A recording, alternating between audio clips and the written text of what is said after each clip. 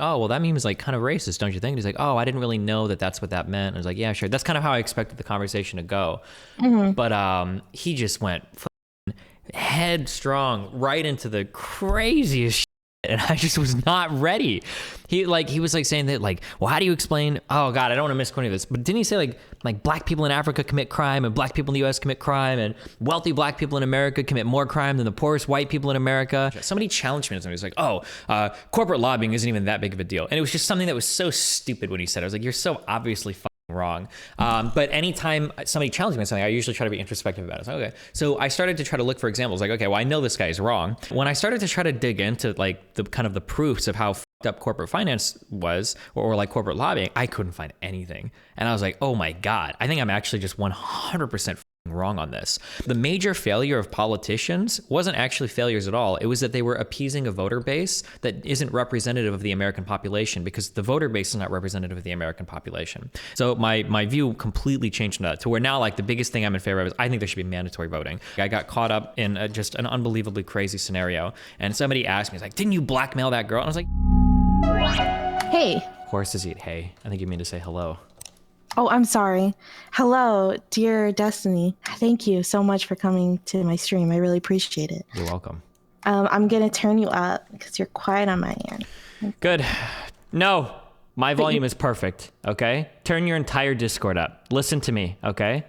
Are you going to listen to me right now? Hello? Do not. I'm starting a movement, okay? Today. Do not adjust people's volumes on Discord. This is a feature that should have never, ever, ever been added, okay? Adjust the overall volume of your Discord, and when you run into people that are too loud or too quiet, make them change their volume. Make them change their microphone, okay? This whole walking into a room, and you have to adjust every single person's volume because nobody has their shit set up correctly because you can individually adjust it is bad practice. No, that actually drives me crazy too. Yeah, well, then there you go. Join the movement, okay? Okay, well, is this what your whole political canvassing is about? Yeah, basically, yeah. 100%. That makes a lot of sense. Yeah, thank you. Do you think you'd ever like run for president to try to push for those policies? You know, I don't know. It depends on, talk to me in 2 years. Is it 35 or 45 to run for president? If who? Is it 35 or 45 to run for president?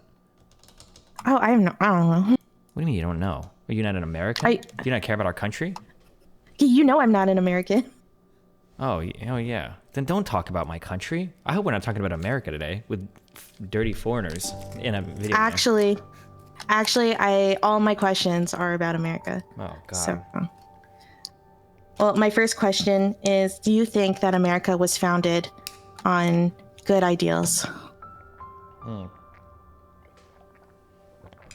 I'm kidding. It's a trick question. Jesus Christ. I didn't know if we were getting that. I mean, it seems we have the oldest surviving currently in use constitution, so seems like our ideas are pretty good. Okay. Okay, I will get actually started though on the actual interview. Cool, thanks. Well, yeah, thanks for coming. That's super cool. I have the most viewers I've ever had, so that's kind of insane for me. Wow. Yeah, so thank you for that. All right. So everyone, welcome to Eris Talks. I do these things on Mondays and Wednesdays where I basically sit down with someone I find interesting and unique to highlight their story and see how the personal connects to political. So I'm Meritocracy. I'm a student and lover of history. I also own Calliope Club, and I love learning and engaging with ideas with honesty and charity. And today we have Destiny. You probably have not heard of him. He is a very, very, very small streamer that I'm helping out right now, by giving him some views. Thank you so much. And yeah, I'm helping him a lot. So I'm glad that you appreciate it. I'm glad we're just like a minute into this, so we're already starting with the short jokes. Thank you. Okay, I don't make fun of short people because I'm really short. Mm-hmm. So that would just insult myself. But yeah, Destiny, feel free to introduce yourself since obviously no one knows who you are. Yeah, I'm Destiny. I stream RuneScape old school, RuneScape full time now, and I sometimes I talk about politics and philosophy on my stream when I get really desperate for viewership. Yeah, that's what I do. That you must be really desperate. Yeah. Because you do it a lot, don't you? Yep. Well, depends, but yeah, I do a lot. I'm a pretty desperate person. Why do you think I'm here? That actually explains a lot, right? Yep. All right. So I need to turn down apparently I need to turn down my notifications because, yeah, the followers it's a good problem to have. So you've been basically doing this a long time, and many regard you as a pioneer in the full-time streamer industry. So what was streaming like before you got started? I'm sure a lot of people here are too young to understand. I don't know. There weren't very many streamers. I think it was like a few Korean people. There might have been a couple of people like IRL streamers, believe it or not, way back then. Because I think Justin TV started off with a guy that like strapped a camera to his head and just wanted to like film his life. I Did that really happen? Yeah, I think that was Justin from Justin TV. That was the guy that started it. Oh yeah, that's true. But yeah, I mean, there wasn't really much. I think most of streaming was just illegally restreaming media and stuff on sites. Yeah. So it wasn't like personality focused or anything, because it was already at that point for YouTube, where people would kind of, I guess, become internet personalities. Were there that many? I'm trying to. We're reaching way far into the back. Who was on YouTube in like 2010? It would have been like the guy from like Equals 3, and yeah, I don't know. Yeah, maybe there was. We're testing the limits of my mind here. Okay. Yeah, Ray William Johnson. Yeah. Wait, hello? Oh, sorry. I realized that I had a boomer moment where I accidentally muted my stream. Oh, nice job. That's all right. I'm a super pro streamer. Okay. Oh, and that was back when people did, I don't know. Do you remember when people used to do response videos? Because it would show response videos I think in like right underneath the main video. So the meta was to like make a video responding to another video and shit. Oh yeah, that's exactly how it was. Why did YouTube ever get rid of that? Probably it was a horrible fucking feature and idea, and it just led to a lot of dumb fucking people getting like the reply girls and stuff. Like, I don't know. That was a stupid idea. It's funny, but yeah. Now there were a lot of crazy things with YouTube back in the day. Mm-hmm. So what got you? Can you tell us like the story of how you got into streaming? I think it's just literally a long, long time ago. I had a friend, I think, that brought the fact that streaming was even a thing to my attention. And then he told me that, and then I kind of just decided to try it because it seemed like, yeah, why not? I kind of was known for being kind of funny at school, and I played video games, and I'm funny while I play games, so it seemed like a natural fit. It's like, okay, sure. So I downloaded all the stuff, configured all the software, and then, yeah, started streaming. Well, what were the extra challenges about streaming at that time, like compared to now? The technology was very primitive. So yeah, I can imagine. Yeah, you needed like 5 programs running in order to make your stream work. Back then, I think there was a program called Flash Media Live Encoder, and then you would have to download an actual encoder for the program to use. And then you had to get, I think we used Camtasia Studio, I think, for the screen capture. And then you used virtual audio cables to route all of the audio correctly. Yeah. So, and you had to have all these programs running, and there was no like help or troubleshooting because nobody knew what the fuck you were doing, so nobody could help you or give you any guidance. So if something fucked up, you had to troubleshoot and figure it all out on your own. And so you probably also needed like tons of screens because there was just so much to control at once. At least 2 monitors, yeah, but yeah.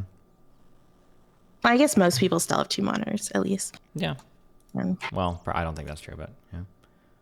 Oh, well, most people I know that stream usually have like yeah. Oh yeah, like gamers and those types of people have 2 monitors. Yeah, I don't know if 2 monitors has made it into like the normal person having it yet, but yeah, you'd be surprised how many people still use like 1080p screens, for instance. It's pretty crazy. I just downsized from 3 monitors to 2. Oh well, because I'm trying to be a real grown up. Yeah. You know. So how has the streaming world changed socially, like besides the technology?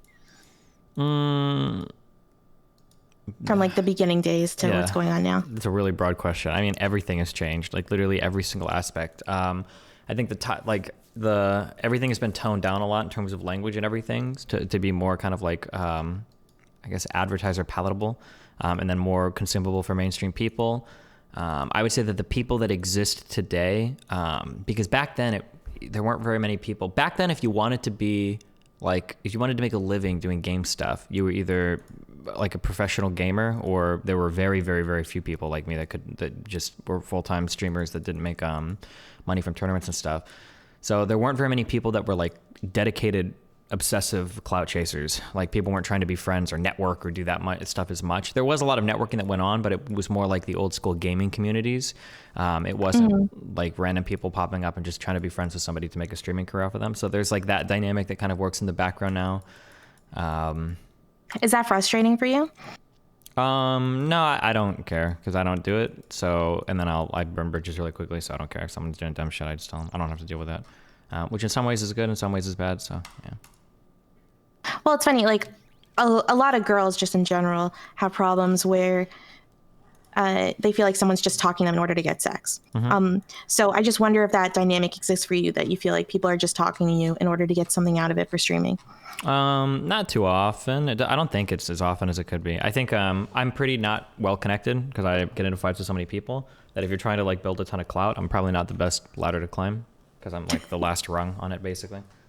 Is that why you've created the enemies? So you can use them as a shield against the clout chasers? Sure, yeah, let's go with that one. I wish I had fangirls that were trying to fuck me for clout, but nope. This is the final stop. It doesn't get any farther than this because I am not connected at all. So. So, like, is there a part of you that misses how it used to be, like in the streaming world? Yeah, I mean, of course, there's always like nostalgia for things that were. The internet used to be a way, way, way crazier, way more raw, way more unfiltered place. And if you could handle it, that was good. But I mean, I would say that in general today, everything is way more inclusive. So you've got like more audiences today than you wouldn't have had otherwise. There are more types of people that are involved in streaming and everything today as a result of like the buckling down on like hate speech and stuff, which is good. So I mean, there's pros and cons. Yeah, that makes sense. How has it been for you personally? Like, I know you had to leave music. I think you were in school for music, right? And then you dropped out to do this. Has it had like, I guess, do you feel like regret at all about like making that sacrifice, or do you think it was a good decision considering how successful you are now? Well, I mean, I regret it back then, of course, because I wanted to go to school for music because I felt really strongly about it. But I had to work at the same time, so I mean, I had to pick one or the other, and I couldn't just not work. I'm gonna be like homeless, like yeah. So, I mean, I made the decision I had to make. So it wasn't really a choice, in a capitalist society, or whatever socialists would say. True. Yeah. True. What were some of the toughest moments that you had to deal with, like when you got into streaming, like in like the early days? Oh, wait, real quick. Just, I don't know if you're for timelines. I didn't drop out of school to do streaming, right? Oh, okay. No, sorry. That probably would have been, no, because I don't think I would have quit music to do streaming. I dropped out because I was doing other work. I didn't get into streaming until, because of other work. Yeah, until a few years after I quit school, yeah. Okay. Well, difficult moments in streaming? Yeah, there have been a ton. I guess what more specifically? Yeah, because you have to tell me some, because I've kind of learned about you recently. So I tried to, I told you the other day that I was going into your lore, and there was just so much that I actually could only touch like I've been here a long time. Okay. Yeah, like man, where to start? So in the in the beginning, okay.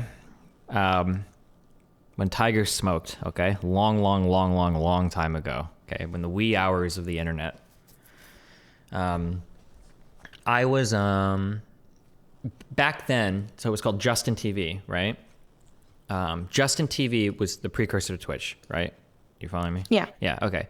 So way back then, the Justin TV didn't really have that much.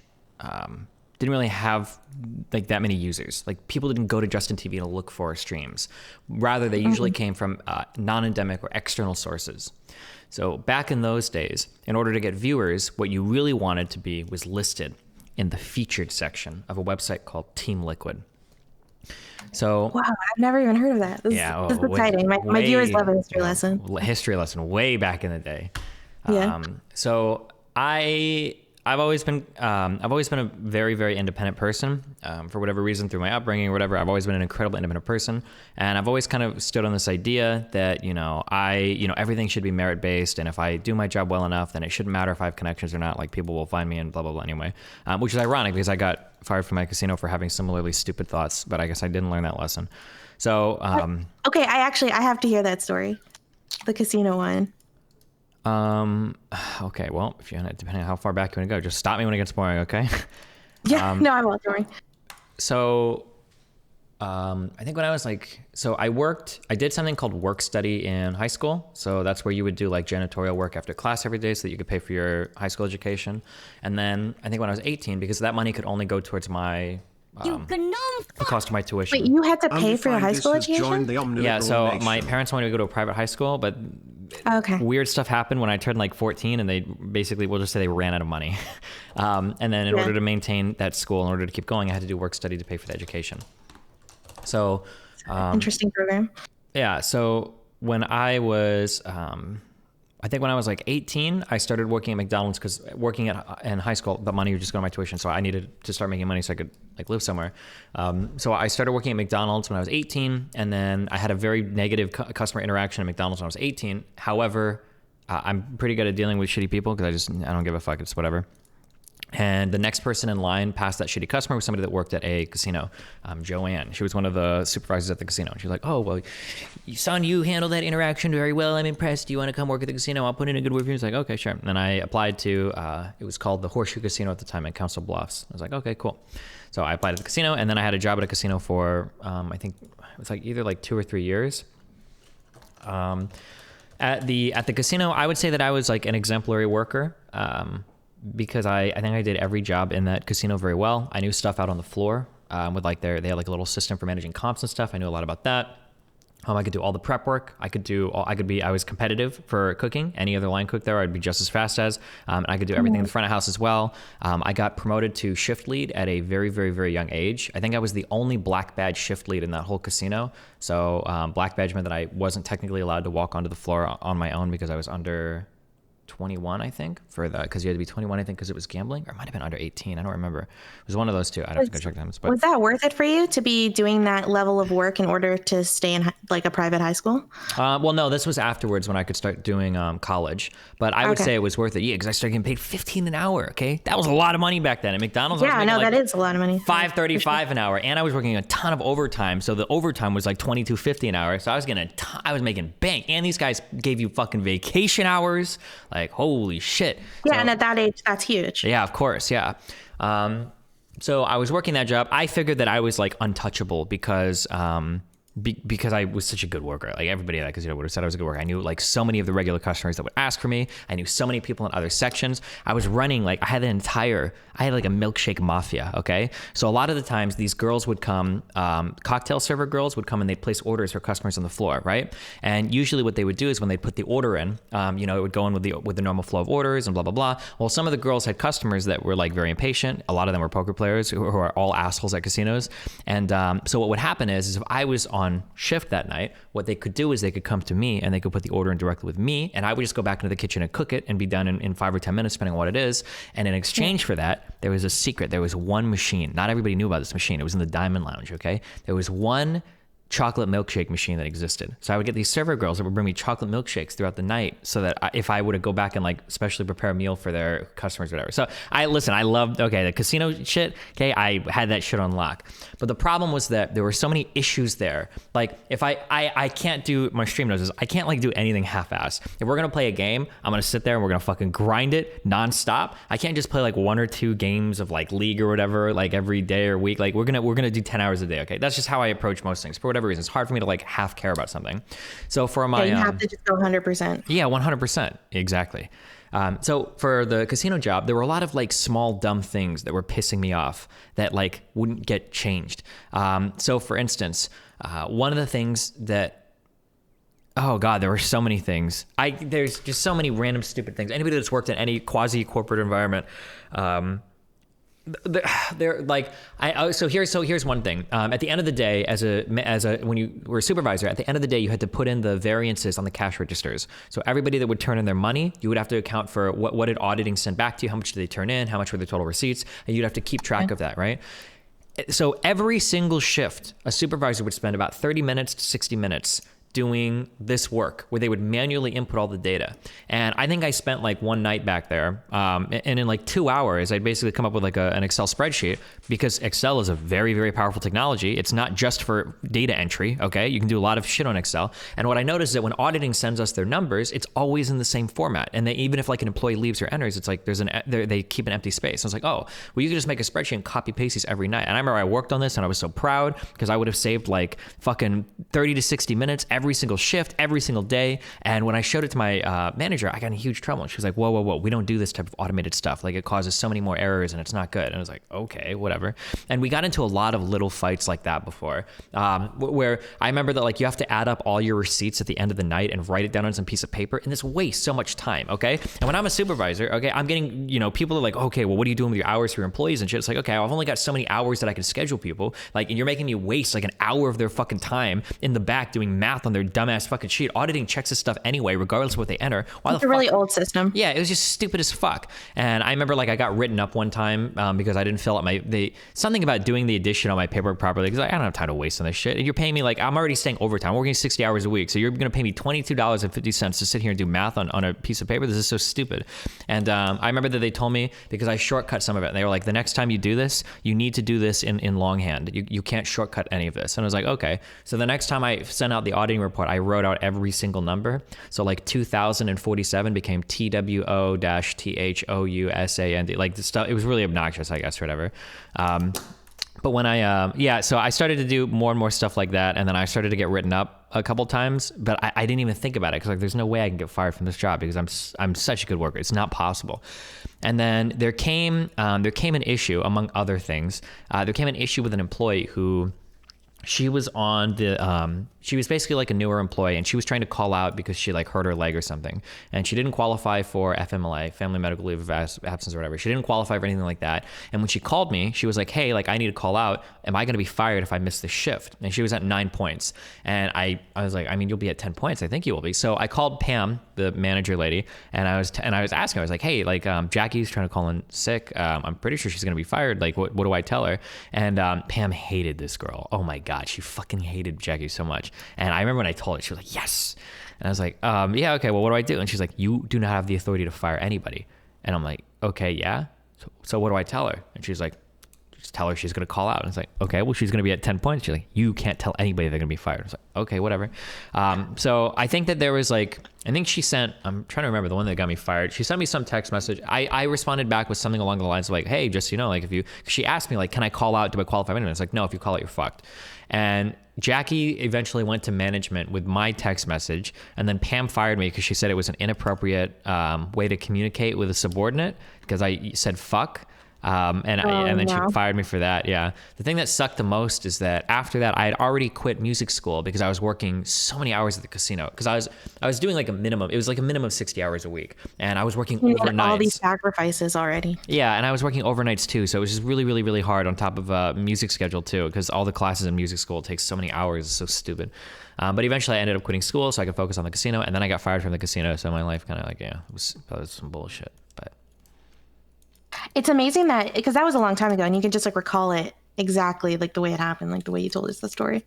Yeah, I mean, I might get some details right now, but I also talk to my stream a lot. We've gone through some of these before, so yeah.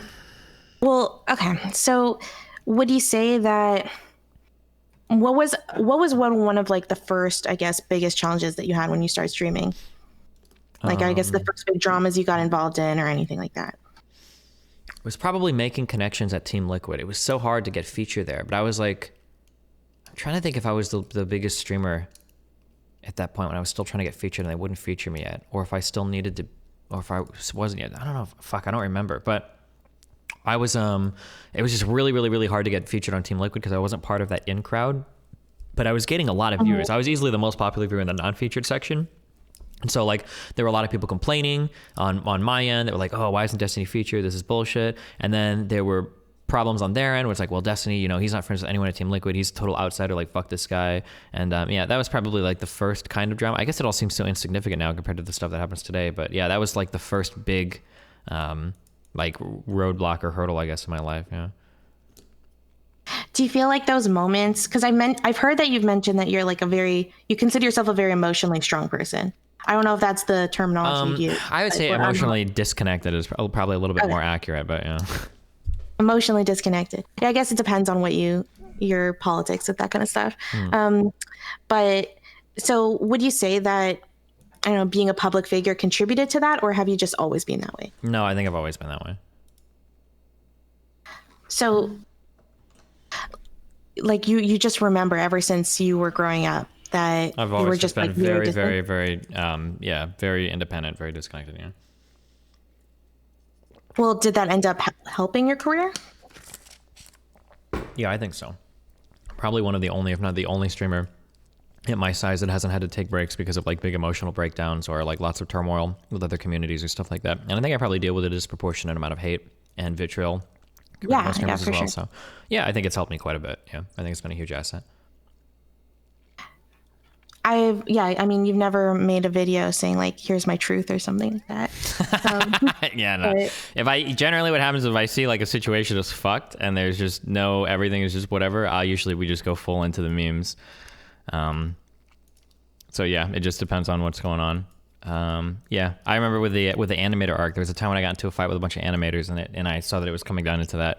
And basically when shit is fucked, it's just time to start memeing on everybody and moonwalk into the next arc, I guess. So I don't give a fuck.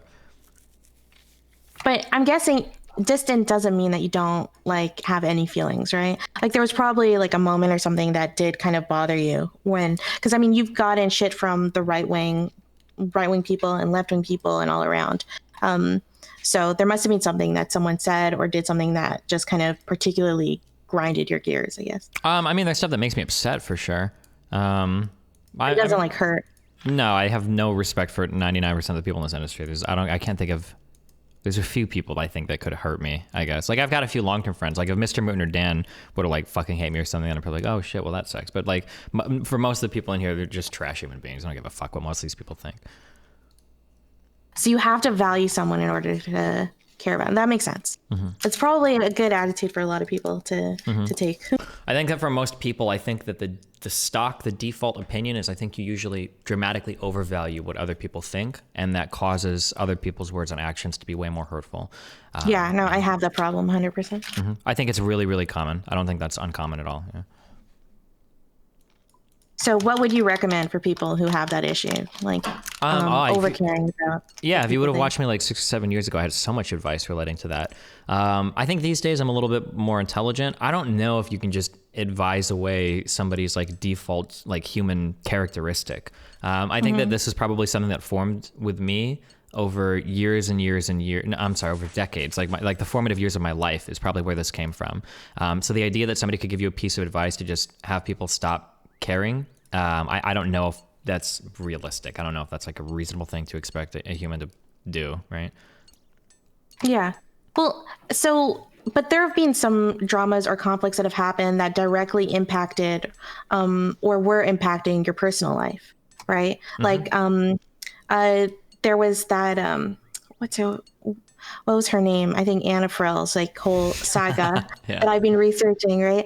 And I think like one of the big criticisms was feeling like that there have been people who have potentially tried to like destroy your relationship online with your fiance and stuff. Like that probably also, does that not hurt? Like no, I don't give a fuck. If I feel like that stuff is a legitimate threat, I just start like cutting connections. I think me and Melina are pretty okay. But like if I feel like some friend is being turned against me or some weird shit, I usually just stop talking to them because I just don't have time to like play those games in the background of like running around and trying to convince people that I was right on something or whatever. So I don't care. Fuck it. Yeah, I just cut them off if that shit is starting to happen. Yeah, I wonder if that's also like the kind of attitude that's attracted people to you particularly, right? Because it's unique and probably there's something really freeing about feeling that way and not being like caged in. Yeah, I mean, if you can do it, but there's pros and cons to everything though. So like I used to present all of this as like a massive pro, but I think that I probably have an atypical amount of disconnection from most people, and I miss out a lot on what are otherwise probably normal human experiences as a result of that too. So I mean, like there's pros and cons to like everything. I wouldn't say that like I have like the superior shonen trope fucking personality or whatever, because there's pros and cons to everything. I think it's really important to keep that in mind. Yeah, well, what are some of the cons, do you think? Like, what are those moments that you think you've missed out on? I think I'm a really emotionally disconnected person. So I think that like relationship wise, dealing with people can be very hard. Like I'm trying to find any word to use besides like logical, but like if things don't make sense to me in terms of like why would somebody be upset about something, it's very hard for me to empathize. I have to take for me to empathize with other people is like a massive like intellectual exercise. I have to spend a lot of time on it, and if I'm irritated or annoyed or doing something else, it's very easy for me to totally just write off or discount somebody's feelings, which is really bad and really unhealthy, really stupid. So there's just like a lot of like that type of processing that goes on to maintain any type of healthy relationship, I think. Like therapists will always say things like, that person's emotions, they might not be rational, but they're valid. And I've always understood that it's really important to respect that. But it's also like a really challenging thing to understand what that means by validity, because validity usually means like at least somewhat connected to truth or rational, right? Yeah, kind of. Yeah. I think valid, yeah. I mean, I think I understand these a lot better now, especially in my 30s. I've gotten a lot better at doing this especially than I was in my early 20s. But yeah. Has that helped you and feel free if I'm getting like too personal, right? Feel free to just say you're not comfortable. But has that helped you like with getting into the relationship with Melina, right? Because from my understanding, it's more of a recent thing, right? Like in the last few years. In terms of like being more understanding of other people's feelings, yeah, I think it's helped me a great deal in terms of like getting engaged and all that stuff. All right, so do you find it easier to meet people online like than in real life? Because I heard you said that you really value in real life interactions much more. Yeah, I mean, like it's easier to meet people online because of the number of people you can meet online for sure. But I online interactions are nothing like real life interactions. So I very much value any type of real life interaction with someone, and even meeting somebody online is so much different in person. Holy shit. There are people that I've met online that I thought were like pretty cool, and then I meet them in real life and it's like, ugh. And then there are people that I meet online. When I meet them in real life, it's like, oh my God, like I click. There's like, I hate to use this word because it's so mysterious, but like I definitely believe in the concept of chemistry. And there are just some people where when you meet them in real life, you click with them hardcore. And I don't think that can be established online, or maybe you can get hints of it, but yeah, I think it's. Or sometimes you connect with someone online, or you have that chemistry, and it just does not translate to real life. Yeah, exactly. Yeah. Yeah, like there's some people in my life that I definitely feel I could only interact with online. But yeah. What do you say? I don't know. We'll see. What do you mean you don't know? But it's right in front of you. Well. How would you describe? Okay, when you meet someone in person. Okay. When you meet someone in person, in real life, like how do you explain what you do? I don't. I think at this point, I typically meet people that are like in industry or like tangential to it, so they already kind of know. I would meet people before, but I haven't met any out of industry people in a while actually. But I think before it would just depend. It would be varying levels of what I would explain depending on how familiar they were with the technology and everything. Because like everything that I do and everything I'm involved in is really fucking weird. If you're like a total outsider. It's hard to describe to normies. Yeah. Right? I remember there was a girl that I met down here because when I moved to Glendale initially, I was on Tinder a lot because I very much valued meeting people off like the streaming platforms because it was fun seeing like real normal human beings again. And I remember one girl, we went to BJ's Steakhouse or whatever, and when we were eating, I remember that she started to ask me more about what I did or whatever. She's like, oh, like when you blah blah blah, and I was like, oh, I kind of do YouTube. It's a thing online. It's hard to explain. And she's like, oh shit, like are you kind of like popular? Do you know a lot of people? And I was like, yeah. And she's like, oh my God, I used to watch this guy who uploaded videos all the time, and he stopped. JonTron. I don't know if you've heard of him before. And I was like, oh yeah, I know that guy. And you've talked to him before, right? Yeah, well, yeah, to put it lightly, yeah. So, yeah, there have been like a lot of, it's hard to explain what I do to normal people online, yeah. Are those moments still cool, even though you've been doing this for so long? It's like 10 years or something, right? Yeah, or 11 or 12 years. Yeah, so like, are those moments still cool where you get to meet someone in person, even if it's rare, and and like they're talking and it's just totally disconnected, and you get to be like, oh, I actually interacted with this person, like I talked to them, or they hate me or they love me. Oh, like meeting like celebs and stuff in real life? Yeah. Like, oh no, I just don't like most people. I don't care about most of them. I really don't. There's very, very few people. There's one guy that I've gotten to talk to that I was super excited that I got to talk to, and it was a guy called Sean Carroll. I love that guy. But other than that, I don't know. Fuck them all. My chat's telling me that you canceled JonTron. Yeah, it was probably one of my most popular talks, I think. Yeah. What happened there? I listened to. Do you know like? Quick summary. Do you know who Sargon of Akkad is? Yeah. I listened to Sargon of Akkad and JonTron, and there was some third guy, and they were talking someday, and it was just so weird because I heard JonTron just repeating like so many like 4chan talking points, like right out of the politics boards, and I was like, what the fuck is happening? So I saw JonTron retweet or tweet something about like Japanese people are allowed to keep only Japanese people. Why can't we do the same in America? And I think I tweeted, I was like, yo, we should chat about this. I'm just curious. And he's like, okay. And then he hopped on to talk, and I thought it was just going to be like, I thought that the conversation was going to be like, he was going to say like, oh, well, I've heard this meme. And I was like, oh, well, that meme is like kind of racist, don't you think? And he's like, oh, I didn't really know that that's what that meant. And I was like, yeah, sure. That's kind of how I expected the conversation to go. Mm-hmm. But he just went fucking headstrong right into the craziest shit, and I just was not ready. He was like saying that like, well, how do you explain, oh god, I don't want to misquote any of this, but didn't he say like black people in Africa commit crime and black people in the US commit crime, and wealthy black people in America commit more crime than the poorest white people in America, and if Mexicans will come to the United States, they need to assimilate into the gene pool. And I was like, holy shit, John, what the fuck? And this guy was like he was just like I wouldn't say family friendly, but this guy was like known as like a more PC, like friendly kind of like YouTuber, Game Grumps or whatever the fuck, like all this shit. Yeah. Like, oh my god, I was not ready for that conversation. I was like, oh my god. But yeah, holy I think shit. At that time a lot of people had like secret, I don't want to say secret views, but just they wouldn't talk about politics in public, and it was a very common sentiment that, oh, it's not politically correct, so just not going to mention it. Mm-hmm. That's crazy though, that he said all that stuff to you. Yeah, it was pretty What's insane to me is how different the internet, especially like the YouTube world, has changed. Mm-hmm. It feels like there used to be very few leftists on YouTube, or I guess liberals or whatever you want to call it. Mm-hmm. And it was mostly just like anti-SJW kind of content. Mm-hmm. And why do you think that? Before that, I don't know how long you've been on YouTube. It was the age of the atheists too. That was like, I think yeah. I think the first big like social, if I can remember, the first big like social kind of internet movement, I want to say were the atheists, Four Horsemen or whatever. Because I think that's how Thunderfoot started out. I remember there used to be a lot of like Hitchens and Dawkins videos. I think would get posted like pwning Christians and shit and dumb stuff like that. But then I think from that they got bored because religion was shit. And they mostly moved into anti-SJW stuff. A lot of them became kind of anti-SJWs. Yeah, basically.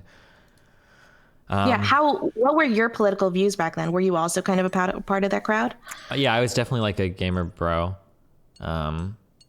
I think I think I would have largely characterized my views back then as probably anti-SJW. I don't think I was quite in the Gamergate movement because I think I'd moved on before that movement took form. Mm-hmm. But like in the early 2010s, I'm pretty sure I was like basically like an anti-SJW gamer bro. Most of my opinions would have been that, yeah. Has it been hard for you that like so many of your old opinions, because the internet's forever and you work on the internet, mm-hmm. so many of your old opinions are just online and they're just there forever? I personally, I think it's awesome. I like that I can see a lot of growth. Probably my biggest fear in life, the thing that I worry about the most, especially because I have a public platform and especially because I can be like very, we'll say confident in my opinions, is I always worry that I'm going to look back in 10 years and realize, oh my God, like I've been totally wrong about something for so fucking long. And I was just, my head was so far up my ass, I just didn't see it. So when I can like look back like every few years and see how my opinions have like evolved and changed on things, like I consider that to be a mark of progress. There's a lot of people that will try to cancel me over like crazy shit. If you dig far back enough in my Reddit history, you can find like N-words and stuff, I'm sure. Or like for YouTube videos floating around online, like I don't care. I think I like to see the fact that I've grown and changed. I think that's really important to me. And I think that if I can grow and change from something, I think that theoretically any person could grow and change from something. So yeah, I don't like delete old shit of mine or stuff like that. I don't want to like cover anything up or hide it. I think it's good to show growth. Yeah. So I'm guessing you have a lot of criticisms for how people deal with problematic like behavior in the past. So what do you think are like some behaviors that it's just like full cancel? They can't, even if they've shown that they've grown. Well, so They can grow. for me personally, I don't think anything like that exists. But like, I take a view on like, for justice, for criminal justice, for instance, it's like I believe in like rehabilitative justice. So like, I don't think that anybody is like irredeemable, and if they've stopped a certain behavior, then I think that's fine. If you've, yeah, it's as simple as that. The idea of like trying to hold people to account for past behavior if they're not doing it anymore is just really dumb for me. But I take that like, I don't know if I'd say like autistically far in like every aspect of my life. So like, for instance, like I don't care about like apologies or whatever. Like they make me cringe. Like if somebody does something dumb, I just want to know they're not going to do it again. I think apologies are cringe and I don't like to hear them ever. So, but yeah, basically I just want, as long as people are acting okay, I don't care what they did in the past. Fuck it. Okay, but aren't you kind of like devaluing my culture as a Canadian by saying that you don't like apologies? You know, I feel very hurt by what you just said. It's kind of hard. So that's like kind of like a question of categorization. It's like a deeply philosophical question. Can I devalue a Canadian's culture when all of their culture is downstream from American culture and I love American culture? I don't know if that's possible or not. I can be critical of sub aspects of US culture, for instance, Canadian culture, without necessarily shitting on it. So no, I don't think that's a bad one. Okay, well, I'll note to self, do not ever apologize to Disney, even when he deserves an apology. Good. Okay. So, what have you tried to remedy, I guess, those past remarks, right? Like, have you worked on, I don't know, like, what's an example of something that you've said or done in the past? You don't need to say it directly right now, so I don't want to get my Twitch canceled. Sure, I'll be respectful of your platform. I mean, like, you can find, I think in 2011, I think there's a video of me in Crefeld, Germany, talking to Richard Lewis, defending white people saying the N-word, how it shouldn't matter because it's just a word. I mean, you can find like almost any GamerBro opinion from like 2010, 2011, 2012. Yeah. So what do you do to remedy that? Like, I don't have to remedy shit. I've like my views have changed. I've updated my views over time. Like the idea that you need to go on like some apology tour and like, you know, that I need to go find and like shake the hand and kiss the feet of like every black person that I encounter to make up for past. That's fucking cringe. I don't care about that shit. My views have evolved. I think that it's easy to see that my views have changed over time. Like that's good enough for me. I've totally done the apology tour though. Like, and I know it's cringe, but it almost feels like a requirement in today's because it's so frustrating when people have views about you that are just not true. Yeah, right? but I mean, like to those people, no amount of apology. I'm just not gonna apologize. It's so cringe. Why would I apologize for something I don't believe in anymore? It's such a virtue signal, purity test, stupid waste of time. Is there a part of you that's like, it's kind of like your ego? You know, you just feel like you... No, I don't expect it from other people either. If somebody did some dumb, bad shit, and I'm ruthlessly consistent on this too. You can ask anybody. Like, if anybody did some dumb or bad shit, it was like 5 years ago. Like, I don't care. I just like all I care about is like, what do they do now? Like, that's all I care about. That's literally, and that's all anybody should care about. The obsession of like what people did in the past is just cringe. That's super duper cringe. What's one of like those really big views that you've changed? Like, what's probably your biggest change? I don't know. Oh, as of 10 years ago. So I think what happened was, I think my fundamental views, like the very baseline things that I think I kind of thought through when I was like probably 16, 17, 18, I think most of those have been stable over time. But I think what's moderated the applied position at the very end has just been like life experience. So for instance, like very fundamentally, I would say that we probably shouldn't let words bother us like as much as we can. I think that you give a lot of power to other people. I think that you kind of mess your own mind up when that happens. That's like a thing that I would have said at like 18. And internally, I still feel like that would be like a cool thing to achieve. However, I'm more realistic now in terms of like how people navigate the world, how people are affected by their environments, and that like saying that this is something they ought to do is a bit naive and doesn't take into account the lived experience and the general emotional processing of like most people. So that's like an example of something where it's like my fundamental belief is kind of still the same, but like I understand now how it plays out publicly is a lot different than... Yeah. Mm-hmm. That's how I would say it. And I would have, and back then I had a really big problem with, I do think that the way that I process stuff emotionally is probably a bit different than most people, and I would project that onto everybody without realizing it. It's like, oh, well, you just shouldn't let anything bother you, blah, blah, blah, blah, blah, you know? There have been a few times in my life where this has come up, and I saw a schism in really big ways, and it super bothered me. So one example that I give a lot of this is, I used to say, starting probably, I think around 2013, I was, or maybe even before then, I would have the GamerBro attitude whenever like a black person or minority or whatever be like, oh, like we need more representation in video games. Like my response would be like, who the fuck cares if like the people are white or male? Like you can just identify with whoever. Like, is it actually that big of a deal? Does this really matter that much? Yeah, I used to have that view too. Yeah. Like, it was so common. Mm-hmm. But I legitimately, like for me personally, I legitimately believe that. I don't give a fuck who the characters are. Like I really don't care. And I would project that onto everybody. But something that I noticed is, I want to say it was in 2013, there was a new FIFA game that came out. And I think the main character of the FIFA game was like Hispanic. And I mean, first of all, I don't even play FIFA, but even if it was, I wouldn't give a fuck. I don't care if it's Hispanic. But then I started to notice that like all the GamerBro white people were like legitimately enraged. They were like incensed. Like, why the fuck is this character Hispanic? Like, how the fuck am I supposed to play this shit? And I was like, wait a second. Yeah, they were not consistent at all. Yeah, wait, yeah, I thought we didn't care about this shit. Wait, did you guys only not care because it wasn't affecting you? Oh, the main character might have been black, not Hispanic. Yeah, but it was like, yeah. So I guess actually it was important. It's just these people were saying it wasn't because it didn't affect them at the time. So yeah, I've noticed a lot of dumb shit like that too. Yeah, so like you ended up moving away, I guess, from that crowd. Was there a part of you just didn't want to be like associated with it? I guess you don't really care. Yeah, I don't care about being associated with it. I just didn't. It just wasn't my beliefs. So. Well, okay. Let's talk about your views, though. So you consider yourself a liberal, right? Or would you say an omniliberal? I don't know. Sure, whatever you. Yeah, sure. I'm like a sock dem, I guess. A sock dem. Okay, so what does that mean? Like, how would you describe that to someone? A social democrat means that I'm avowedly a capitalist, but I think that we need way bigger social safety nets in the United States. And yeah, we'll go with that one. Yeah.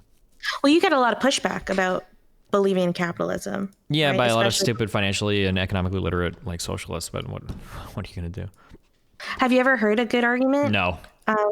Never. You've never heard a good argument against capitalism. Because nobody that identifies as a socialist knows anything about econ or finance, so they're not even in a position to give good arguments. So. But there are a lot of people who still like capitalism, but they still recognize like a lot of the problems associated with it. They just don't see a better alternative. Sure, I recognize there's a lot of problems too. That's why we do the best we can with like. Okay, so yeah, that makes sense. So you mean like you just don't think there's a better option? There might be. It's possible. Maybe socialism even is that option, and we make incremental changes to get there. But most people that identify as socialists are just children on the internet. They just want to be mad at something. Maybe mommy and daddy were too big of a capitalist or something. So this is their way of rebelling. Have you read like any Marxist literature or anything? Fuck no. I tried to read Capital, and I think I got like 50 pages through, so I got enough to get... That's a hard read. Yeah, yikes. But I know what the LVT is now, and I understand. Yeah. And I can give like decent criticism of Marxism. We can talk about like the transformation problem and shit like that. So I know enough. I probably, honest to God, reading 50 pages of Capital probably means I've read more Marx than 99.9999% of other lefties on the internet. But yeah, the problem is, it's just like... The problem is it's one of those things like Marxism is on the level of like Holocaust revisionism, where like if I really wanted to go super in depth and give a debunk of it, one, the knowledge is incredibly niche. Two, it doesn't apply to anything that's happening today in the world. And like three, like most of the people you're debating don't know that much about anything else anyway. So like, why the fuck would I waste my time? Yeah. But I mean, like I'll still debate socialism with people if they want, but I've like all the arguments that I've gotten from other socialists are just wholly like unconvincing. They're just so horrible. Yeah, I haven't looked too much into the economic theory with Marx. My big problem with Marx has always been the way he viewed history. And the way he justifies communism is often through history. And a lot of people don't talk about that. Because he has like this kind of Whig attitude of history, that history is like this moving thing that's always moving in this upward trajectory as we become more civilized and more civilized. And it's like a very false idea that's just being thrown out by historians. But well, Marxists hold on. First of all, Marx was a philosopher, okay? Historians don't get to throw that out because the idea of whether or not we've made progress or not is not in the domain of historians, okay? That is in the domain of philosophers. So the question of moral progress or the question of progress towards some end is not a question that any fucking historian should concern themselves with, all right? Number one, yeah, number two, dialectic materialism is kind of cringe, so. But. Okay, so what are your opinions that... before I can just tell the historians in chat are very angry. What are your opinions? What are the opinions that you would say you get like the most pushback on, like the most extreme ones?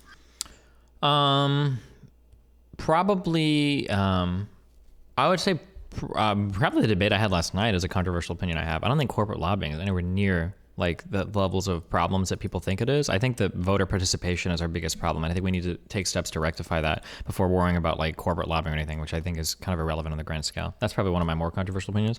I also support the Citizens United decision. That seems controversial, but as soon as I start talking to somebody about it, it becomes very obvious very quickly that they don't know anything about Citizens United. And then they end up agreeing with me kind of hesitantly at the end because they don't know anything about it. So, yeah, I don't know. What is Citizen United? I'm guessing it's an American thing. Yeah, it was a big Supreme Court decision basically that had to do with like campaign financing. And a lot of people are mad because it leads to like super PACs. But then when you start talking to them about like the implications of going the other way, they very quickly realize that things are way more complicated than they thought. Yeah, that's I guess in general my problem with a lot of American politics and the way Americans, particularly the progressive left, talk about American politics, that they often just glorify other systems from other countries without, I don't know, recognizing the consequences of them. Like one of the most common things I hear is criticizing the two-party system.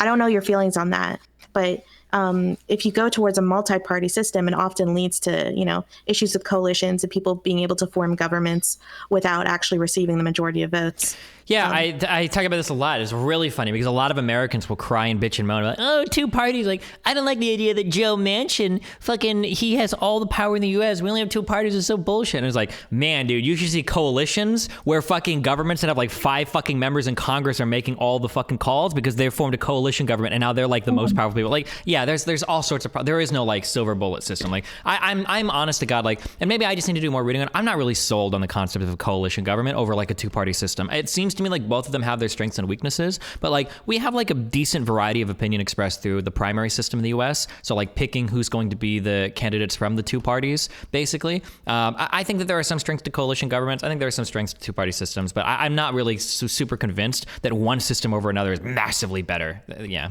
And I've heard a lot of complaints and I've seen like a lot of weird, funny shit in some European governments where there's like there's like a fucking Green Party that has like 4 members in Congress, but for some reason they're so fucking powerful. And then you find out the reason why is because they formed a coalition with another party that gives them like a majority or something in government. And it's like, oh, okay. So yeah, it's a dumb shit like that. Yeah. That's why whenever you're arguing with the left, you can just bring up Israel, right? It's such an example. And usually most lefties are very critical of Israel. And just say like, it's one of the biggest causes of keeping someone like Netanyahu in power. He never wins the elections, yet he's always in power because he's the one willing to make coalitions of the extremist parties. Yeah. Which, you know, force them to do things like build more settlements and stuff. So, and I'm sure it's the case in lots of other countries with similar systems. Okay, I don't know. So how do you think that debate went last night with Prime Case? I think it was okay. Have you debated that topic before? Or was that like I've talked a bit around it before. It's still not an idea that I'm 100% sold on. I dramatically changed my opinion on this. If you would have caught me 5 years ago, I supported Bernie Sanders because honest to God, the most important issue to me was getting corporate money out of politics, campaign finance reform and stuff. That was literally my number one issue. It was the most important. Yeah, that is such a pivot. Like, yeah. Somebody challenged me on something. It might have even been a guy called X Skills Me in chat. Somebody challenged me on something. He was like, corporate lobbying isn't even that big of a deal. And it was just something that was so stupid when he said it. I was like, you're so obviously fucking wrong. But anytime somebody challenged me on something, I usually try to be introspective about it. I was like, okay. So I started to try to look for examples. Like, okay, well, I know this guy is wrong. And then when I started to ask myself questions about like corporate finance, I was like, okay, so like, let's go and find some examples of like, what are some like pieces of legislation that corporations have been super, pushing that like citizens aren't in favor of. And when I started to try to dig into like the kind of the proofs of how fucked up corporate finance was or like corporate lobbying, I couldn't find anything. And I was like, oh my God, I think I'm actually just 100% fucking wrong on this. And, like you can find things around the edges or you can find like things in the fringes where it's like, oh, like this corporation like suggested this like line and this blah, blah, blah. And you can find some stuff. It's like, okay, yeah, that's pretty shitty. But overwhelmingly, like the thing that I keyed in on more was the major failure of politicians wasn't actually failures at all. It was that they were appeasing a voter base that isn't representative of the American population, because the voter base is not representative of the American population. That basically what it feels like what happens is only certain sections of the United States like population votes, and those are the sections that are going to be most represented among our politicians. So my view completely changed on that to where now like the biggest thing I'm in favor of is I think there should be mandatory voting. I think that if mandatory voting happened, I think you would see the biggest shift in legislative priorities in like the history of the United States. We would like politicians start caring way more about issues affecting middle or lower class Americans if everybody was actually compelled to vote. What's the argument, like a good argument against mandatory voting? I haven't found any. There was only oh, sorry, if you were talking about, I didn't hear you. Sorry. The only thing that I initially, there was one thing that kept me against mandatory voting initially. And the argument was, if you don't want to vote, I think you should have just as much a right not to vote as a right to vote. I think that's equally important. And I held on to that argument for a long time because that felt really strong to me. And then one person in chat, I think randomly typed out like, well, if you wanted to, you could just write in protest vote if you don't want to vote for anybody. And I was like, oh, sure. So now I'm just, 100% on board with mandatory voting. There should be a big fine attached to not voting. So, yeah. But you would be okay with people like Xing out their vote when they went. If they wanted to. If you want to write in protest vote or something, sure, you can do that. But yeah, otherwise, mandatory voting. Oh, that's interesting. I haven't really heard that as like a... Oh, wait, real quick. I haven't found any. You cannot force the population to vote. Jesus Christ. Venga 0712. Other countries already do it, you illiterate dipshit inbred fuck. Sorry. Go ahead. Do you ever feel bad when you call someone inbred? You know? No, bread is awesome. Inbred is awesome. Bread but is awesome. there are all these problems associated with it, like they're genetic inbred, disease and okay? stuff. They're inside bread. They're just wrapped up in a sandwich of stupidity, okay? That's all I'm saying. All right, got me there. So you were talking earlier about like that moment that you realized that you were wrong. Is that a good moment for you, or like how does it feel when you kind of? Because I've been through those, like when you're reading through something and it's just all hitting you about like this way that you viewed a certain issue is just completely bullshit. I mean, I want to have like the most correct opinions. Like that's what I'm the most concerned about. I want to make sure that whatever idea that I have is like the most reflective of reality and is the most correct it can be. So if it means that I evolve my position on something, that's fine. Like I'm way more concerned with being correct on something than holding on to some ideological purity or consistency or holding on to some idea that I've held on to for a long time. Like those types of things are just wholly unconcerning to me. I don't care about that. Did you ever have this problem that when you were engaging in debates with people that like assuming that they were the same way, that if their mind could just be changed, if they could just hear the truth, right, and hear the evidence, their mind would just be changed. But obviously most people are not like that, right? Yeah, I grew out of that real quick. I don't think most people are like that. Yeah. That was the experience I had when I started debating Holocaust deniers. Initially, I had like this idea that they were all just super, they just being sold the wrong idea, and they just genuinely believed that those things hadn't happened, and they just needed to be taught like how to find the evidence for themselves and how to do all the work that historians have done, and voila, the problem would be solved. But while that was the case for like a minority, the majority they actually were like full out lying, right? I've had that several times pop up. When my first conversation with Nick Fuentes, I thought that like, oh, this guy's like me, he's just alt-right, but it seems like he's pretty convinced. He's found a lot of information. It's like, okay, cool. In my first conversation, he knew a lot of shit that I didn't, so I had a lot of research to do. And then after that conversation, I did a fuck ton of research. I put together like some 25-page document of like all the shit I wanted to talk about. I was like, oh, let's revisit the conversation, because I'm curious like how a mind like mine will adapt to being shown that they're very wrong. And man, that guy is very much dug into what he believes in and does not give a fuck about anything that contradicts his worldview. So yeah. So I kind of want to move into like more personal stuff with your relationship, if you don't mind. Go for it. I've never had the pleasure of meeting Melina, but I've heard about her. And so could you tell me like how you guys met initially? It's kind of a long story. The simple version is basically just she messaged me online. We started chatting, and then I had like an opportunity to like take a vacation, and I decided to go to the area she was at. Met a couple of friends, met her, and yeah. And you guys just boom, chemistry. Right? Yeah, I think we clicked a lot in real life. Yeah. So, like, we live in like this world that sees the value in exclusive romantic relationships, right? And I know that you two are in an open relationship. Does like that ever bother you? Or, I mean, you've mentioned that you don't really give a shit what other people think, but has it ever caused any problems, like where other people just did not value your connections or what you've built with her because it's open?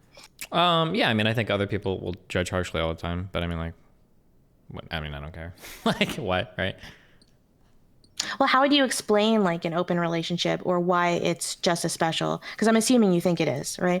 Compared to like an exclusive one. So when somebody says like just as special, it sounds like they're trying, like, I'm never going to try to justify any of my connections to another person.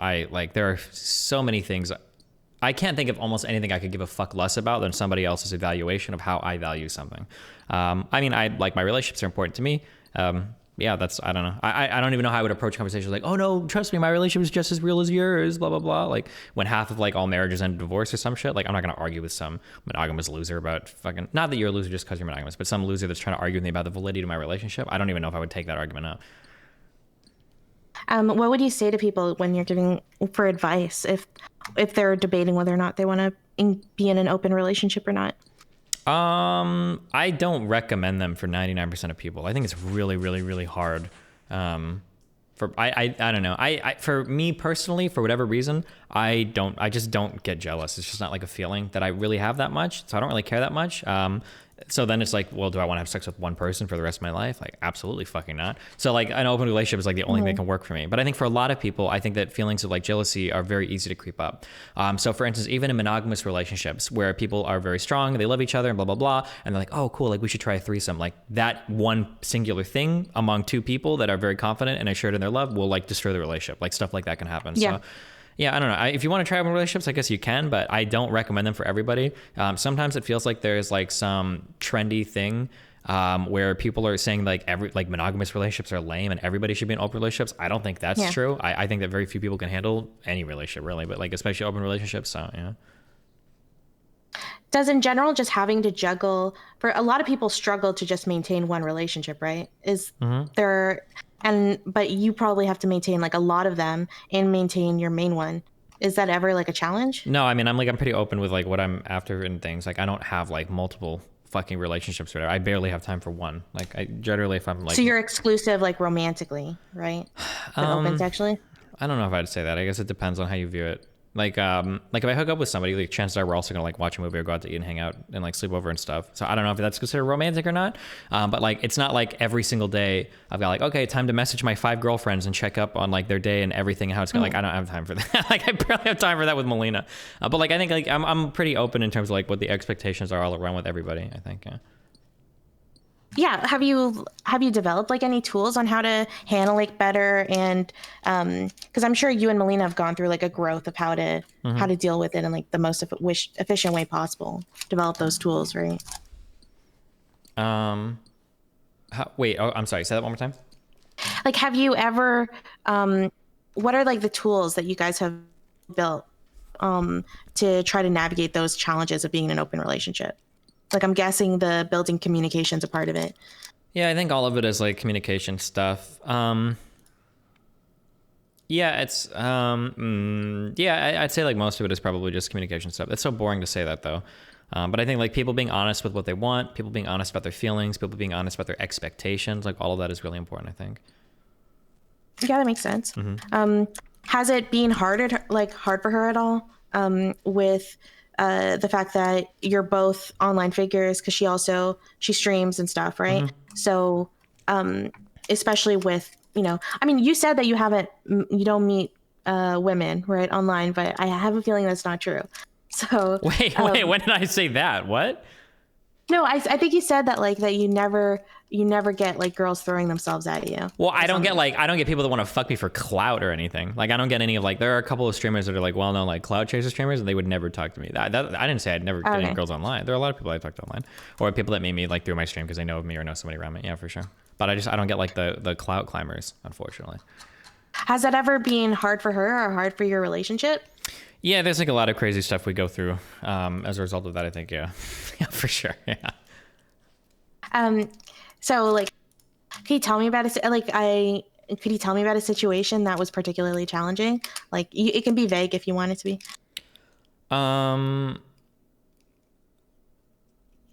There's a lot of crazy dumb shit that's happened on my stream. I'll just say that, like, I think generally the problem, what usually comes up is I feel like I'm pretty honest about my intentions, and I feel like I'm pretty honest about everything that I want or what's possible. But I think at some point what usually happens is the girl feels like they can, like, break me away from Melina or get in an exclusive relationship with me. And then usually drama starts as a result of that, where they start either attacking or impugning Melina, or they start getting weird about me or stuff like that. And people get, like, really possessive and jealous and blah, blah, blah. And I would say that, like, that type of stuff breeds most of our problems. Yeah. Yeah, well, that's what I guessed would be a problem, right? Because even if you two are super strong, there could be, you know, we live in a world where tons of people want to be in exclusive relationships, right? So it just naturally, when you meet people and stuff, like, I could only guess that a lot of those women would, even if they're getting into it with the thought, oh, I'm not going to try to break them up, it probably comes up, like, subconsciously for them, right? Because that's just what they're used to. Yeah, I'd say that once, like, people think they can handle a lot more, but then when they start, like, experiencing it intimately, then the things change very much, because you don't really know how you're going to feel about something until you try it, which is something I've learned. Yeah. Since those situations, have you tried to remedy by any way? Like, I mean, all I can do is making like a contract or something. No, it doesn't work that way. I try to be, like, as open and honest as possible, and then if things go wrong, then at least you have the moral high ground. Well, no, I mean, I can disconnect really easily, so it's just whatever. I don't care at that point. Then the other person has to figure it out. Yeah. Okay. So, one of the first combos I think you and I ever had was on one of Prime's streams. We were talking about whether or not you should fuck your fans. And you mentioned that you had some regrets about how you treated girls in the past. And it was one of my first introductions to you. And I thought I really admired that you were, like, so honest about that, because it's really rare that people, especially when they're talking about girls and harassment and stuff, like, people always, like, try to steer clear of admitting that shit. So could you talk a bit, like, about, I don't know, some of those moments and how you realized it was fucked up? So I don't know if, okay, this all sounds so fucking edgy, okay? And it's really cringe because most people are way too fucking edgy online. So I think that there are, like, stages that I've gone through of like, I call it, like, emotional development. So I think that early on, I don't think that I emotionally connect with people that well. It's like just feeling those things was just not very natural to me. So I would usually have to think about them. And so I think that, like, in my late teens and early 20s, what happened was I understood, like, the things that needed to be said in order to get people to feel certain ways. So I think in my early 20s, I was really good at, like, saying the right things to get what I wanted out of people, which was, in retrospect, like, very manipulative. So for instance, like, if I could key in that a girl was, like, really into me, I know that I could, like, fuck her and do all sorts of shit without ever having to give anything back, because I know that as long as I say, like, the right, even if I never intended to be in a relationship with her. So I would say, like, those types of behaviors were behaviors that I exhibited a lot in my early 20s. But then as I grow up a little bit more and I mature, I'm like, okay, well, this is probably kind of exploitative. Like, this is being a little bit disingenuous, blah, blah, blah. Like, I think I got more responsible in terms of, like, how I associate with people, and I'm a little bit more honest, or I try to be very honest with how I present myself and what it is that I'm going after and everything. Yeah, if that makes sense. Oof. Well, like, what convinced you to start actually caring about, because, I mean, you could still just technically keep doing that behavior, right?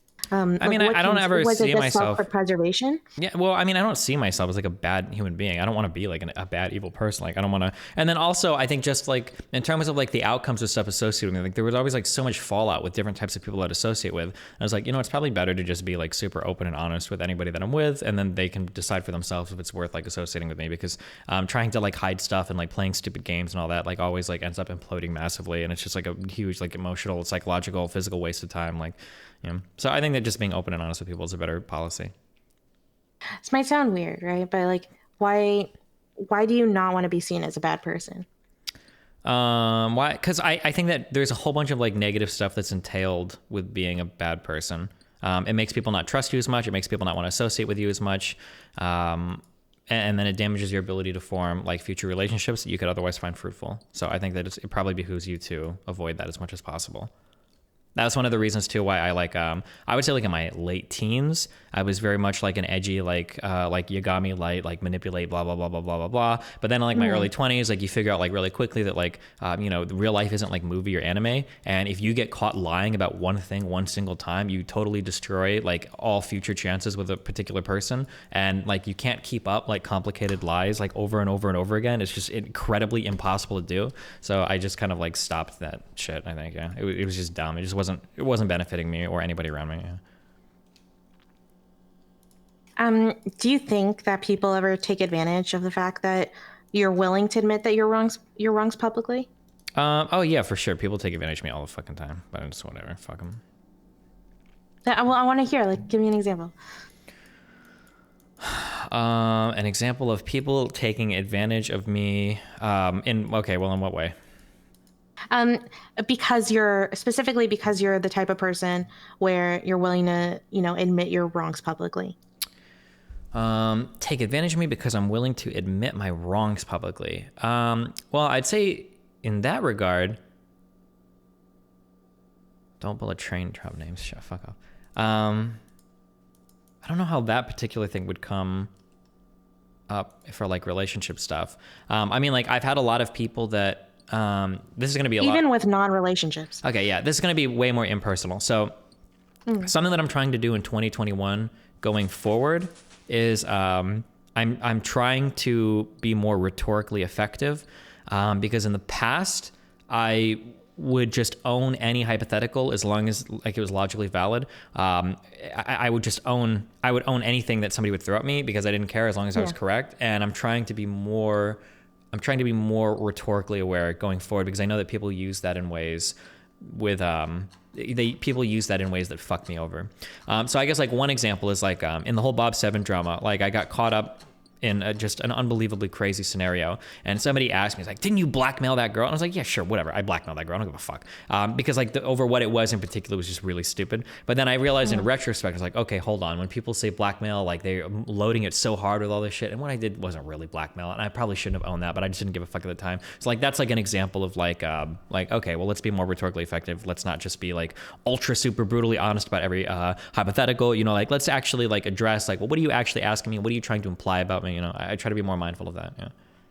When you talk about debating, you almost like remind me, because I study military history, right? And you almost remind me of like a general, right? Like you're always thinking like strategically, like what's effective, what's not effective. And it's like a unique way to navigate life. Yeah, I mean, I think now I do. I think in the past, I don't think I thought strategically at all. I literally just thought like, oh, like these are like things that I believe in. I think I'm right, and we'll follow them wherever they go, and we'll argue however you want. But I know that I'm right, and that's all I would do. I think nowadays I try to be more effective. Yeah, 2021 forward, I try to be more strategically effective. So how, like, when you want to look into when you want to get into a view, right? Or like just get into prepare for an argument or anything like that, like how do you research for that? Like how do you prep for it? I think I've done this on stream a few times. I'll just Google it, find a couple news articles, start reading. If I run into something I don't understand, pop onto a Wikipedia article, start reading. If there's something in the Wikipedia article I don't understand, we'll just Wikipedia that topic, and then we just read. And then, yeah, that's basically it. And I think you can become more informed than 99% of people on the internet and 98% of content creators by doing that process, 100%. How do you keep yourself from, absorbing misinformation though? Hot take, I don't think misinformation is that big of a problem. I truly don't believe that is the case. I think that people that say that they're worried about media bias or misinformation are usually people that are just too lazy to do any reading. The reality is that if you're willing to go out and read shit, like you're going to be more informed than 99% of people. The idea that like all the media is misinformed, all of it is biased, like you can get like at least background information and be background informed on almost any topic like relatively quickly. I think that people that complain about misinformation is when people get all of their news sources from fucking memes and Twitter headlines. Like that's it. I don't believe that like misinformation is preventing people from doing real research. I think that people don't want to do the research and they use misinformation as an excuse not to do it. Do you think like a good way for someone to do research? I mean, if they recognize, because not all people are good readers, right? So would you say that, I don't know, watching, debatelords like debate on politics and stuff, do you think that that's a good way to get informed? No, I don't think so. Most people just reading articles honest to God, if you read the entirety of like what Fox News publishes, you'd probably be more informed than watching shitheads debate on the internet. Debate is like online debate is just it's pure spectacle. Oftentimes the people are incredibly fucking stupid. The depths of stupidity that go into like online content creators astounds me. I cannot believe that people like fucking Kyle Kalinske or Shoe on Head, that people will just regurgitate these opinions with zero factual foundation, with zero understanding of what the fuck they're talking about. It is the cringiest thing in the world to me. A lot of these people sound like they lack a high school education on most of these topics. Yeah, I totally like. I think that watching online debating shit is fun. I think it's really funny. But in terms of getting informed from it, well, if you watch me, you're gonna get informed. But anybody else, fuck no. Yeah, but realistically, no, I don't. Content creators are just so unreliable. Like a content creator will read a Twitter thread and they'll do like a 30-minute video just reading the headlines on the fucking Twitter thread, and they'll pretend that they know what the fuck they're talking about, and it is so unbelievably cringy to me. And you'll talk to people, and in the course of your conversation, you'll find like, God, fuck, I don't want to call anybody out, but like, fuck, oh, this sounds so bad because a lot of these people are nice and I don't mean to be mean, but like the last guy that I talked to, we had a 3-hour debate on like whether or not consistency in an argument was important, and he didn't know what the principle of explosion was. I was like, man, this is pretty fucking important to understanding consistency in an argument. Like if you don't understand this topic, I don't understand how the fuck we're getting into anything deeper than this. What the fuck? Or like I argued with some guy that talks about how like fuck, he wanted to have this huge economic conversation with everybody. He didn't know that there's an idea behind like a natural rate of unemployment. Like that was just a foreign concept to him. Or it was like, I have conversations with people and there's just these really basic, really fundamental concepts, and they just like totally not know anything about it. It's like, I don't know why we're talking about like macro topic, X, Y, Z, when we have no understanding of like fundamental topic A, B, and C. Like this is just so far beyond. Like, and I think I complained to you about this in your other Discord before, where we'll be on a prime case panel and people will be arguing about like, okay, well, I don't know if I believe in a non-cognitivist, moral anti-realist approach. Well, hold on. Let me go ahead and look up the dictionary definition of cognitive. And it's like, wait, hold on, wait. You're having like a super in-depth like academic conversation or something, and you're gonna appeal to the dictionary to try to figure out what the fuck you're talking about? Like, wait, this is so stupid. Move on to the next topic. Like, this is way beyond like, yeah, I don't know. Oh my God. People just, yeah. To be clear, because I'm coming up as elitist, I don't mind people not knowing shit. There's a lot of stuff that I don't know. But man, you have to be willing to do like at least a little bit of reading. Like at least like I never read more than a fucking Wikipedia, okay? I'm not buying all these books, okay? So like just at least read a little bit of the Wikipedia. You're stealing all the hard work from scholars. Yeah, exactly, yeah. So, but you're addicted to these panels, right? Like you love going on them. I'm addicted to them. I just like arguing too. with people. Yeah, fuck me. Well, why? Like, explain to me the attraction, right? I mean, I know the attraction, but explain to the audience.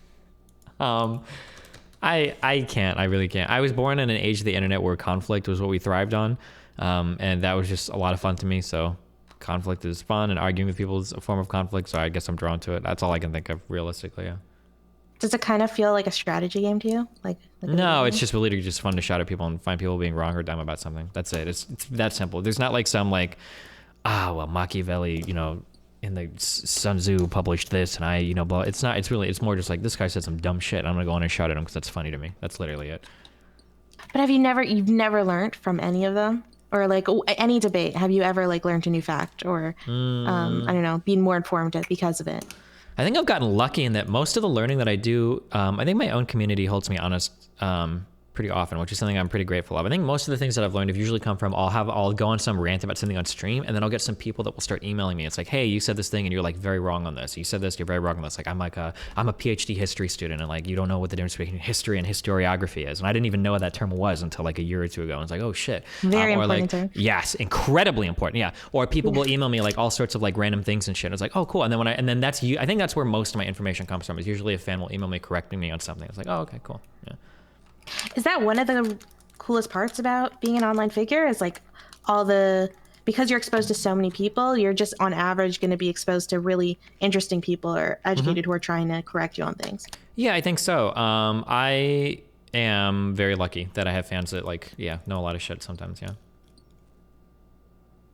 Yeah. So if you ever, want me to educate you about the correct opinions on the Israeli-Palestinian conflict, just let me know.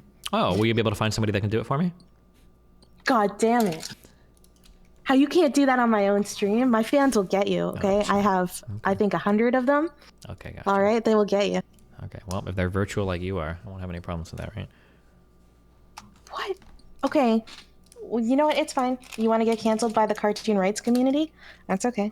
Yeah, You know, the but cartoon rights we're community. You guys are gonna have what, Yeah. lolicons on your side? You think that's gonna cancel me? Okay, we don't associate with lolicons. We separated from them a long time ago. Yeah. So, yeah, we don't talk about that part. Um, is the is there like a merit in ideological labels, or do you think that people should just, I don't know, elaborate, just talk specifically about positions? I think categories exist because they provide some utility to people. So it would be nice if they were providing utility. But I feel like some categories have gotten very confusing now, such that when you identify something, you immediately have to say all the things that you're not or all the things you are, which makes them kind of worthless. So I don't know. I mean, there's some value to them, but it's generally you end up having to ask people their policy positions because you don't know what the fuck they mean when they're talking about something. Like if somebody says like, oh, like I'm a sock dep, like that could be everything to from like you're a neoliberal all the way over to like you're actually like a fucking tanky that's too scared to admit, you know, that you're a tanky, right? So I don't know. Yeah, and what was left and right wing was very different like 100 years ago. Like it's constantly evolving and changing. And I feel like especially right now we're right in the middle of that change. So it particularly feels like a useless category. Sure. Even 20 years ago, right? The difference between neocons, you know, of past of 20 years ago versus like Trump Republicans or Tea Partiers today is like very different. Yeah. Yeah, no, like completely different. Like you would almost think that they were totally different parties. Okay. Do you think online political communities have made politics more or less like vitriolic? More vitriolic for sure. Online stuff is just super cancer. Do you think it's because of the anonymity? I don't know. I don't know. I mean, people do the cancel culture shit, and those people aren't anonymous. So I don't know if it's the anonymity that actually makes it. It might just be people have dog shit opinions, and the internet allows it to express them like safely, I guess. Well, yeah, because they're anonymous. Would you get rid of? Okay, if you could just wipe out anonymity on the internet, would you? Well, I mean, I would because I have to deal with ultimate accountability because I'm accountable with every single thing that I do. Yeah. So for me, it would be beneficial. But in terms of like I said before, I don't know if it's the fact that they're anonymous. I don't know if that's the thing that does it because it seems like you have a lot of dumb fucks that are like their names are public and everything, and they still say and do dumb shit. Yeah. Well, one of the biggest criticisms against me as a VTuber, right, was that other people felt like I wasn't going to be held accountable for my actions, right? Which I found strange, right? Because it's not like other people are putting up their addresses as well. Like, what does accountable mean in that instance? But the reason why I have to be a VTuber is because everyone else is anonymous. So there's very little pushback I get against like, I don't know, like harassment and stuff, especially the shit that women have to deal with. So I do feel like if everyone wasn't, basically if the people who are trying to get me were not anonymous, then I wouldn't have to be anonymous. Yeah, sure. So it just kind of solved the whole problem. Like a nuclear arms race kind of thing or whatever, or like a mad, right? Yeah. Yeah, exactly. Okay. If charity could provide all the social programs, would you see the government supply like, I don't know, healthcare? Would you like to see like the government supply it, like healthcare, etc.?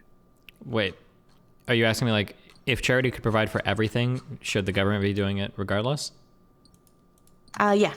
I mean, ideally, I guess that'd be good, but the problem is charity is probably never going to totally equitably distribute all these things in society in the way that it's needed. So it's probably better for the government. Have you ever like contributed to a charitable organization? I've done like fundraisers in the past, but I don't. I guess I've donated to some individual causes, but not too much. It's not like a big part of what I care about. Oh, why don't you care about it? Like, what are some? I'm guessing there's some criticisms like there. I don't think it's criticism. I just personally don't feel very fulfilled like sending $1,000 like a charity. It just doesn't feel like I'm doing much. But what feels like you're doing a lot is probably the political canvassing, because I've heard because it's more like direct, like on the ground. Yeah, like if I can help somebody, like I've probably like there was like an individual I knew that, for instance, like needed money to push them over the edge for like a surgery for like transition or whatever, and they were like short by a little bit, and donating to like make up that gap, like that felt really good. It's like, oh cool, like here's one person I'm making like a measurable impact on, like this is something that I think is cool. Well, I've heard like some charities have tried to answer that problem, right, by sending you like pictures and stuff. Yeah, that's the stereotype. But I think there's things like Kiva, right, where you invest in a specific person, and you know specifically about their story and everything, like associated with that. But I don't know. I've also like I felt really bad about the fact that I haven't contributed. Yeah. Like at that level. Okay. So, for people who are watching me, they know that I study the Israeli-Palestinian conflict. I'm really passionate about it. Um, what's your take on it? Do you have any take? You're just gonna. What's your take on Israel Palestine? I don't know. I every time I try to do any research, it seems like both sides have fucked up quite a bit in the past. I don't know what the correct answer is there. I truly don't know. I really don't know. What do you think is the right answer? Like a two-state solution, or? Yeah, yeah. I mean, ideally, I would like to see eventually, moving towards a one state, but I don't think that's viable right now. So, I How would do say you like think that if a two-state solution. solution, if that was implemented, do you think that Hamas and all the foreign funding that they get from other groups, especially in Iran, do you think they would chill and be cool with Israel, or do you think that the attacks and everything would still continue? That's because that's my issue. Is I feel like I have a hard time believing that. Like, No, I think they would just get less support. I think like the more Palestinians, get oppressed from Israel or from other groups like Jordan, the more radicalized and the more support someone like Hamas, like a group like Hamas gets. Okay, yeah, I don't know. It'd be cool if that was the case. If Israel or in the U.S., I guess, reaching out would try to develop some two-state solution, if that would chill. But I don't know. So something that actually annoys me about that conflict is that people always want to talk about it, right? It's always like the thing that people bring up when it comes to like, I don't know, outside political conflicts. Is there anything that you wish people would be talking about more, like in terms of foreign conflicts? I think Israel Palestine is pretty relevant because Israel is like pretty directly supported by the United States. Based on the little bit that I've read, it seems like you can make pretty decent arguments that there's like some form of apartheid going on between Israelis and Palestinians, especially recently. That whole thing where like Israel has been like vaccinated at record fucking rates and they won't even vaccinate Palestinians that come into work in Israel is pretty crazy. So, I mean, I understand why it's a hot issue for people and why people think it's worth talking about, because it's probably one of the few issues where the U.S. can have its thumb on it the most. Like, I imagine if we... Oh, huge. The U.S. has a huge impact on what goes on in Israel. So like it's one of those things where like, like we can complain about the Uyghurs in China, but what do we do about that it's a very complicated question. But in terms of like the Palestinians, like that's an issue where the United States could be a leader on that and say like, hey, this is what's going to happen, figure it out or you're fucked, right? That's something that the United States could take like a Bosnian role, like we did with Bosnia, where we could step in and be like, hey, like we're going to we're gonna solve this right now, figure it out. But we don't. So well, yeah, one of the things that people haven't talked about a lot is Hilary Clinton. People don't like to talk about the positives of her, but she actually directly caused, I think, the 2012 Gaza war to have a ceasefire and led to like, I don't know, thousands of Palestinians having their lives saved. So there have been like a few instances like that where the United States has had like a positive impact. Or a negative impact, like Trump with Jerusalem last year. I didn't even know that about Hillary, to be honest. I know that people associate her way more negatively with like Gaddafi's assassination in Libya and everything and stuff going on with that. But oh yeah, she stayed up all night in Mahmoud Abbas's hotel room. Who Mahmoud Abbas is the leader of the of Fatah, which is the other party, right? And just negotiating a ceasefire, and there were all these conflicts because he was worried about the safety of his kids from like more radical Muslim extremists and stuff in school, and so she had to like negotiate to try to get them out of the school and like this whole thing to get him to agree to the ceasefire. Yeah, I don't know. It was a cool story associated with that. But yeah, you actually like Hillary Clinton now, right? Or I shouldn't say you like her, but do you think you would have supported her instead of Bernie? Yeah, I was just stupid. But I mean, I was younger, okay? I was a wee lad of 26, 27, 28. What did I know back then? Yeah, what did I know back then? I think Hillary Clinton was way more based than I gave her credit for. Or she was way more mature than I was. So I was very much like an idealistic Bernie supporter. But I think I was just stupid at the time. I just didn't know as much as I do now. But where's your HRC photo, like picture in the background? I don't have any. That's right. Like you need like a poster. Yeah, I'll work on that. Okay. Okay, yeah, because she doesn't get enough representation on Twitch. That's a huge problem. Okay, so I think like I covered most of the questions I had. There's just one last question I had that's really, really important to me personally. Okay. Why do you hate us VTubers? Like, tell me how you really feel. So I feel like we've had this very strange trend online where people don't remember what like normal, especially women, look like. So it started with women wearing a fuck ton of makeup, which is whatever. Then it started with like this weird like makeup plus filters. And then now on like Instagram, I don't know if you've ever heard of an app called Facetune, but like, oh my God, we are so far removed from like where the fuck. No, you get to completely change how you look. Yeah. And then now it's like moving to the point where people are like unironically getting obsessed with anime girls online that have found a way to be like real people. I don't know, man. That shit is, I think that's really unhealthy mentally, but that's where I'm at. Yeah. So you're worried about, like, I guess the consequences. Like, Yeah. the larger consequences of it. People like getting obsessed with things that are moving further and further away from reality. Yeah. I can see that, especially with some VTubers that are also like their voices are different too. Like they're a full character as well. So that kind of makes sense. Is there a part of you that finds it exciting, at least, that a bunch of people who were kind of too scared to get involved online because of showing their face, now they can, come out with, in 2D? Now you get a chance to talk to them. I guess maybe if I meet a cool VTuber, maybe I'll change my mind on that. Wait, okay, that is the third insult, and I'm not okay with this. Yeah. What the fuck? Are you gonna virtually slap me? Actually, I don't have that animation yet, but I'll work on it. Right now, all I can do is just visually cry. Oh, wait, can you cry on stream? Yeah. Are you doing that right now? Yeah, I'm crying right now. Oh, nice. Okay. Yeah, it's like very sad. I can also blush. I can do a bunch of things. I just finished this avatar. So. Oh my God. Well, look at that. I Pretty know. soon you're gonna have a right? substitution for all real emotions. Nice job. That's been the goal with this. So, well, I wish you would have come out here on your VTube avatar, so we are at least like, a little more similar on that end. Oh, okay. Well, That would've next been time. really cool. Okay. On the next panel we're on, I'll make sure to break out my VTuber again. Okay. Okay, well, yeah. So, thanks so much for doing this interview. It's super cool. I'm like just getting started in streaming, so it was really cool that you were willing to support me and all of that stuff. And I don't know if any of your viewers haven't tried the VTubing, right? Or paid attention, you should definitely sub to me or follow me on Twitch. I'm Meritocracy TV, and yeah, that was super cool. Gotcha. Necessity. All right. Well, hey, thanks for the interview. Have fun. Okay.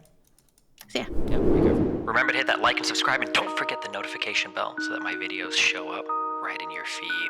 I love you guys. We're going to cappuccino, pappuccino, hoppuccino, moppuccino, deppuccino, cappuccino, appuccino, alpuccino, my deuterinos. I will catch you guys next stream right now. Be careful.